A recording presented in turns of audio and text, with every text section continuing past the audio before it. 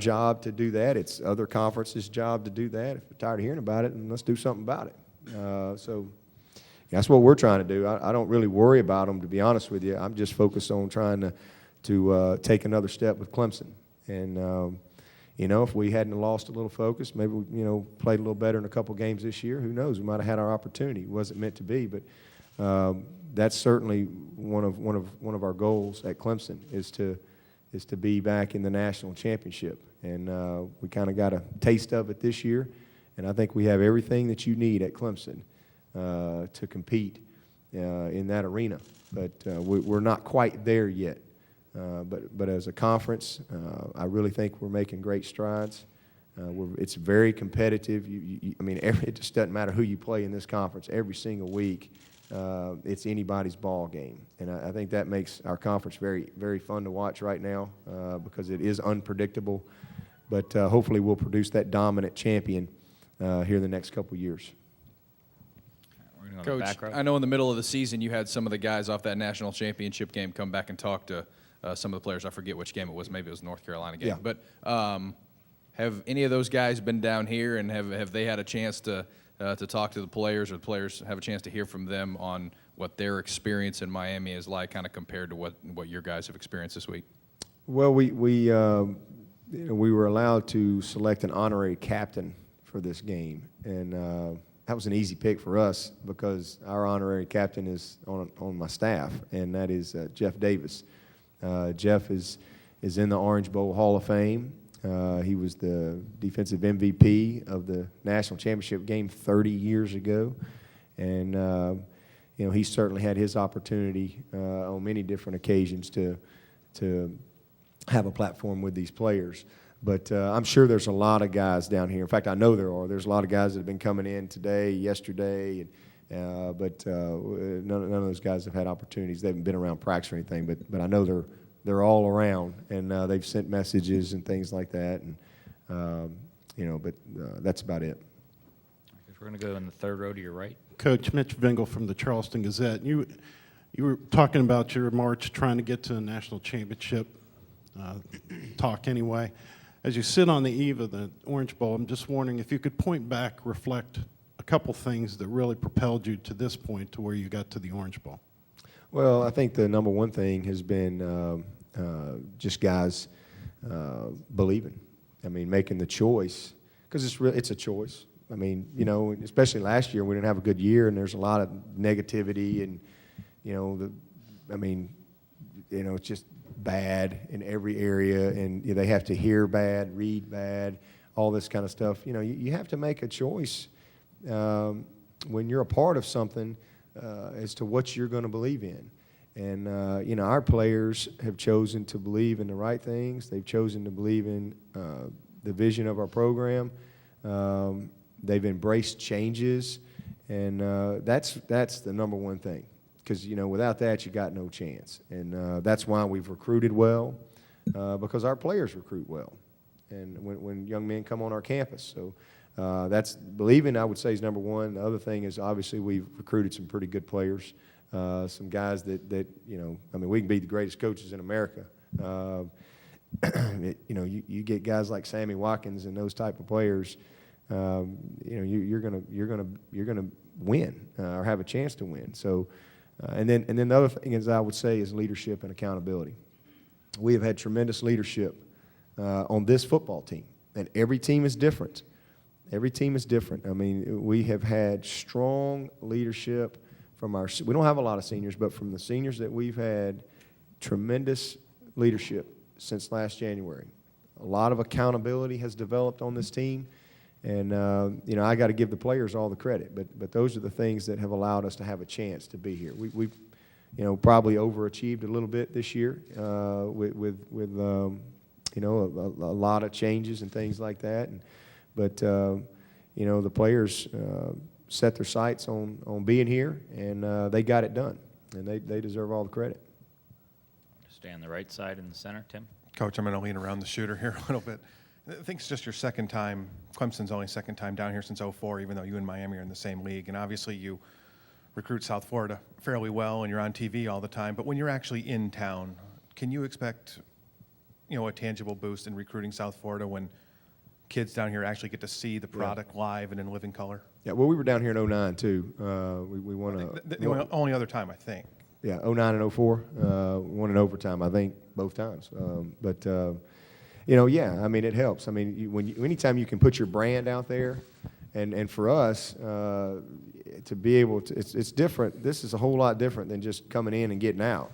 To be able to set up camp for 7-9 days or whatever it's been, and have that pall just cover the town, and have the pall hanging over bridges and on buses and all that kind of stuff as you move all the way through. I mean, it's really neat, and absolutely, that's a tremendous impact on recruiting, and guys have opportunities to, come out and watch you practice and things like that. It certainly creates more awareness of your program, and obviously we've had a lot of success recruiting the state of Florida. A lot of our players are from this state, and hopefully we'll be able to attract a few more guys from the South Florida area. I think the last one we had out of this area, in fact, his mom and dad came over and visited with me at the hotel last night, is Jacoby Ford. So he was a pretty good one. So hopefully we can get another couple of those type of guys. Stay in the front row all the way to your right. Coach, can you just talk about Andre Branch and the energy, enthusiasm he brings to that side of the ball, and how much you'll miss that moving forward? Yeah, well, Andre's one of those guys, kind of like Dwayne Allen over on the other side of the ball, that has just grown and matured as a player, but also as a person, and has embraced being a leader.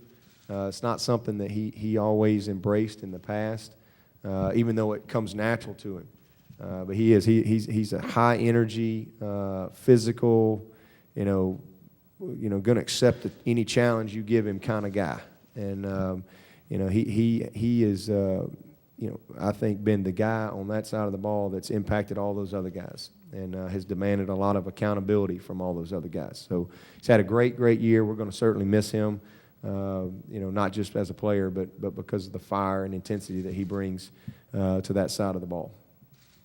We're going to go standing up straight ahead of you. Scott Eisberg, WCIV TV in Charleston. Dabo, I guess coming to the Orange Bowl, 30 years ago, I guess you were a kid, but do you have any memories? I know you've heard a lot about that game. Do you have any memories of that game? And number two, for you, when you took over for Tommy a couple of years ago, what was your plan for how long it would take to get to a BCS game? Did you surpass that, or is this right on target? Right. Well, I was 12 last time Clemson was here, and I do remember it because Danny Ford was the coach. And if you were from Alabama, everybody in that state watched this game because it was Danny Ford. And we all love Coach Ford when he was a player at Alabama, and he's one of Coach Bryant's guys. And that's just what you did. Wasn't many options back in those days either. Had to. Laverne and Shirley or something on the other channel, or what's the Lawrence Welk or one of them, Hee Haw. I mean, it didn't have a lot of choices. It had 3 channels, so I promise you, I watched the game. I love football, but and then the other thing, the neat thing about it for me is when I moved to Clemson, it just worked out this way. I didn't know who Jeff Davis was. But we moved right in next door to Jeff Davis. I didn't really understand that he was like the Joe Namath of Clemson at the time. And, it's been neat raising our kids together. But I quickly learned a lot about the history of Clemson and the tradition, and obviously that ball game. But Jeff had a huge impact on my sons. And I remember Will's, my oldest, one of our first Christmases here,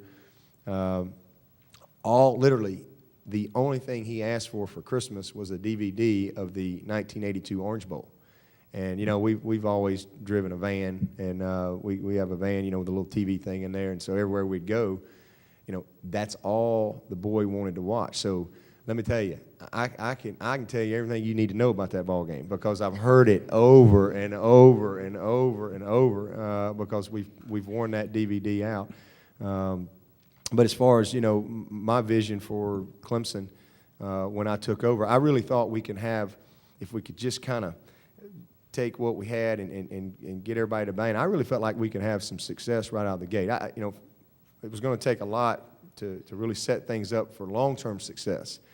I knew that was going to be a real process to go through, but I felt like we had enough to get it going right out of the gate. We had a few things to overcome. We had a freshman quarterback and things like that, but we did. I mean, 2 years ago we played in this championship game in our first season. So, we're an 86-yard drive and a couple of fourth down conversions away from being at the Orange Bowl. Not that I'm bitter about that. I'm going to counseling over that.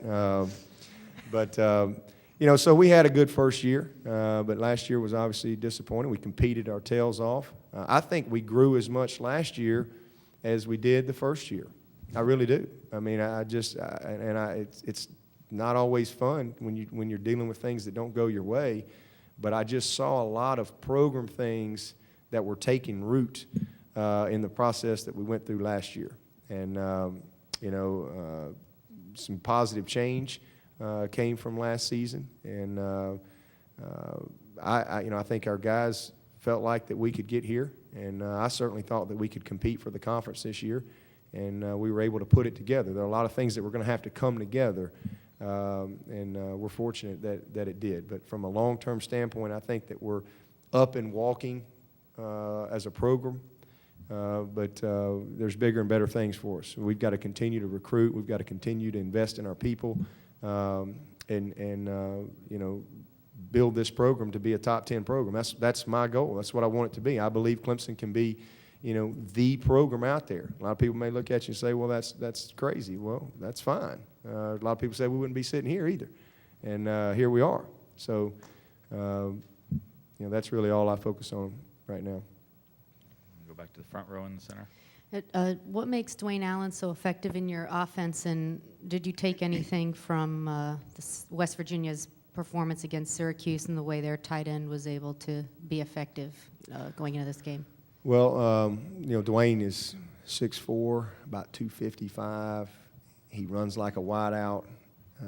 He blocks like a tackle, and has really improved in other parts of his game as far as like running with the ball after the catch, his flexibility, and got great ball skills, and he's got a high football IQ. So you put those things together, you're going to get a very, very good football player. And, he's tough and aggressive, likes to play. The moment's never too big for him, and he practices hard, studies, and prepares. So, and you put all that with just the physical gifts he's got. I mean, he's a great player. It's just hard for people to match up with a guy like that. I mean, what do you do? Do you play nickel the whole game, match up a little guy on him? Do you put a linebacker on him? And he's just a tough guy for defensive people to deal with, and you better know where he is. But in order to make him effective, you need other people. You can take one guy away, and we dealt with that a little bit last year with Dwayne. We kind of ran him in the ground, and we just didn't have – when we lost Ellington, we just really didn't have some other elements that we have now. And, whereas now we got a lot of people who can make plays. As far as West Virginia, I mean, they spread the ball around, and that's kind of their deal. I mean, if you look at their statistics, I mean, you got second and third team guys with all kind of touches and plays, and so – it's very hard to just zero in on one guy. They got two guys over 1,000 yards. Their tight end has made a ton of plays for them. He's not just the Syracuse game. He's made a lot of plays all year long. So, they've got 4 or 5 or 6 guys that can really hurt you, and that's what makes them effective. All right, just a little bit to your right, 3 rows back. Drew Rubenstein, Dominion Post. Kind of going back a couple questions ago, what kind of significance does making the BCS have on you trying to move the program forward, and what would a win tomorrow night do for the program's profile moving forward? Well, it just kind of, gives you relevance as a program. It, just kind of solidifies that, hey, you're doing the right things. You're recruiting the right kind of guys. You've got the right. You don't just luck up and get to a BCS bowl. I mean, there's a lot of things that have to go in. I mean, it's hard to win a game. That's what a lot of people don't realize. I mean, it is really difficult to win a football game. It's months and months of preparation and a lot of things coming together. But to win your conference, to win 10, is tremendous. So doing something that hasn't been done in 30 years. Winning the conference for the first time in 20 years, winning all of our home games for the first time in 21 years. You know, those are things that you can point to from a program standpoint and say, listen, we've got tangible, you're not just talking about it. You're not just hoping for it. You've got some tangible